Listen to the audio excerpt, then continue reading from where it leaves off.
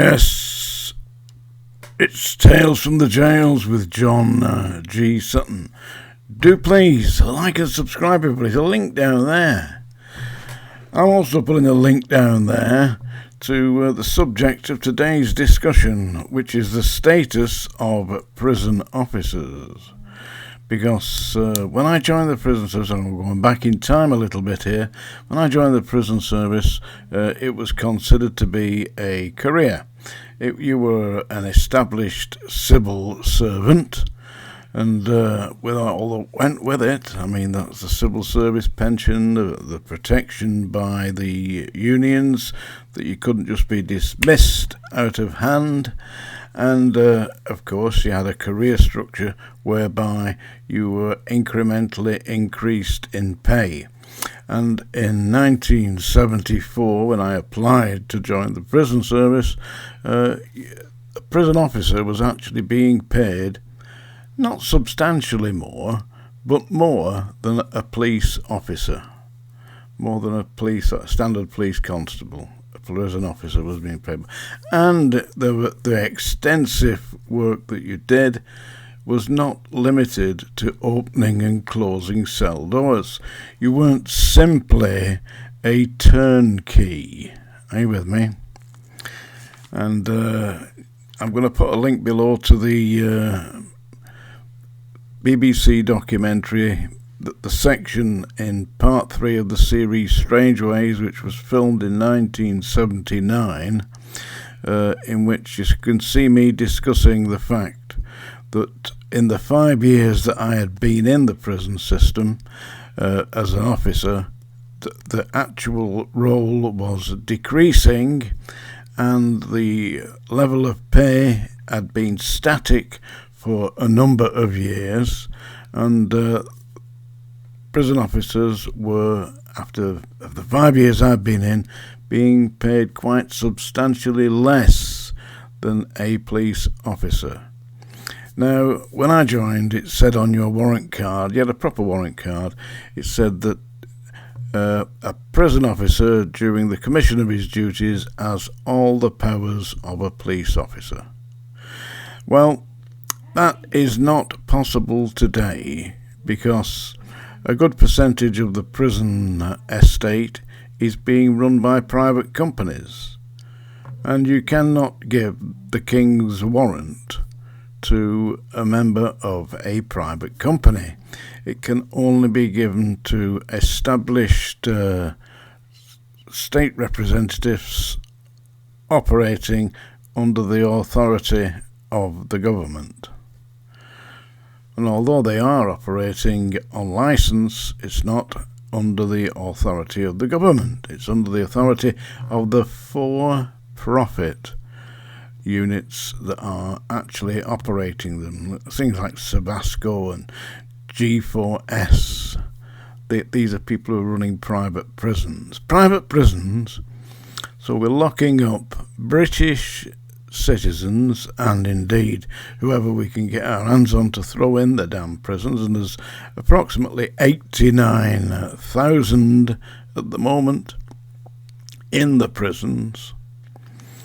Yeah, and they are holding them under licence from the government and charging the government, and they are for-profit organisations. What a damn disgrace that is, isn't it? To think that we have stooped to that. But as I was saying, in 1974-75, when I first joined the prison system as an officer, there were extensive opportunities for progression. The route I took down, I was a discipline officer for a period of time. That means you were operating on the landings, you were producing prisoners to courts, you were operating security, taking prisoners to hospitals, you were acting as duty guards on their person, you were dog handling, you could be a dog handler, you could be a prison officer, cook and baker, so you'll be working in the kitchen, organising the meals, And the route that I personally took was to become a hospital officer.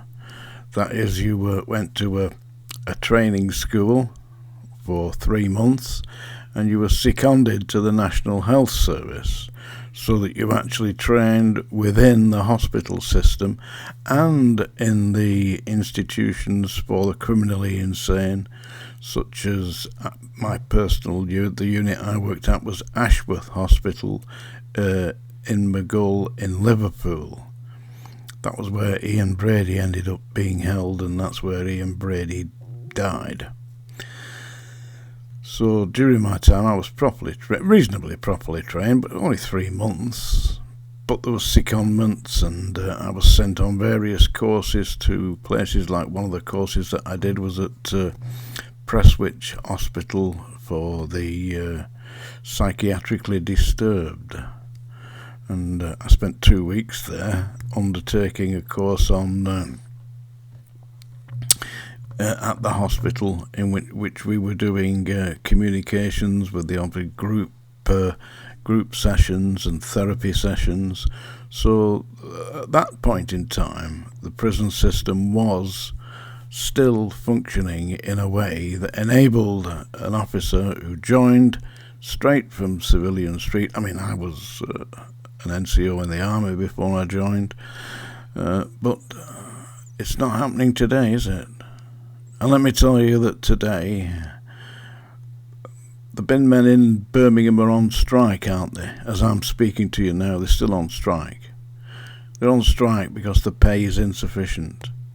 Yet, if you look at the pay rates for a dustbin man in Birmingham, practically the same as they are for a prison officer at Strangeways, Walton Jail, Armley Jail, Nottingham Prison, you name it, the same rates. But the bin men are on strike, and the bin men don't get doused in boiling oil and stabbed while on duty. I hope they don't, yeah, but not as a general rule. But what is happening in the prisons is they're slowly deteriorating to the point which I pointed out some many years ago, as you will see if you click on the link down below. I'll put a link down there, and it connects to the scene where I'm discussing the problems facing the prison service, and that was filmed in 1979. And one of the big problems was that the Prison Officers Association did not just represent the rank and file prison officers, it represented all ranks up to the most senior uniformed grade, which was the number 1 chief officer, who was, without any shadow of a doubt, a member of the senior management. Now, if you continue to watch beyond that phase where I'm telling the staff, that their job is slowly deteriorating, and blaming it on the Prison Officers Association for failing to grasp the nettle. You've got to tell the management, no, we are not allowing our job to be eroded. The bin men in Birmingham are doing it now, but not the prison officers. The prison officers of today are not even being given sufficient equipment to carry out their tasks in a safe manner. They're operating under a woke regime, some of which is run for profit, as I previously said, and their safety is being undermined. Back in the day, I know we're going back in the day here, we always say, the good old days. They weren't good old days, they were dangerous days. But in those times, we had an answer. And at Strangeways, that answer was called the block. Seems not to exist today. Separation units with their own built-in cooking facilities. Ethnic minority groups forming themselves into gangs, radicalised groups terrorising the staff. I'd like to see them terrorise the staff at Strangeways in the 1970s. Tales from the Jails with John G. Sutton. It's a song dinger, folks, and believe this or not, I found it hard to believe myself, but Larry the Goat Herd lives at Rotherham, by the way. So if you're ever passing through Rotherham in Yorkshire, just stop in and stop somebody in the street, say, "Do you know Larry the Goat Herd?" And they'll say, "Oh, that daft old bat. He's probably up the hills with his favourite goat." Anyway, Larry has requested a song.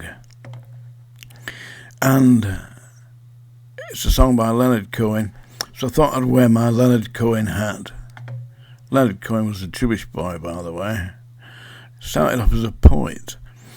Couldn't sell his poetry, so he turned it into songs. And this is one of the songs that he turned in. And he wrote it whilst he was living on a Greek island, because he lived on a Greek island for some time.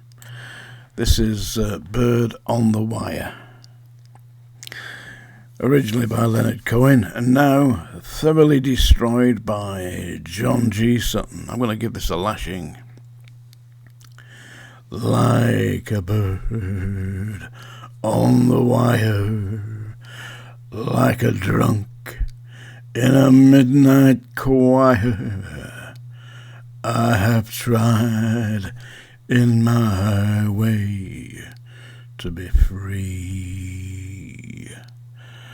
Like a worm on a hook, like a knight from some old-fashioned book, I have saved all my ribbons for thee. If I have been unkind, I hope that you can just let it go by. If I've been untrue, I hope you know it was never to you. Oh, like a baby stillborn, like a beast with his horn, I have torn everyone who reached out for me. But I swear by this song and by all that I have done wrong, I will make it all up to thee. I saw a beggar leaning on his wooden crutch. He said to me, "You must not ask for so much." And a pretty young woman leaning in her darkened door, she cried to me, "Hey, why not ask for more?" Oh, like a bird on the wire, like a drunk in a midnight choir, I have tried in my way to be free. There you go. Like a bird on the wire. I bet Larry's getting himself some barbed wire now and wearing it as a shirt. Tales from the Jails with John G. Sutton. Comments, please. Do like and subscribe.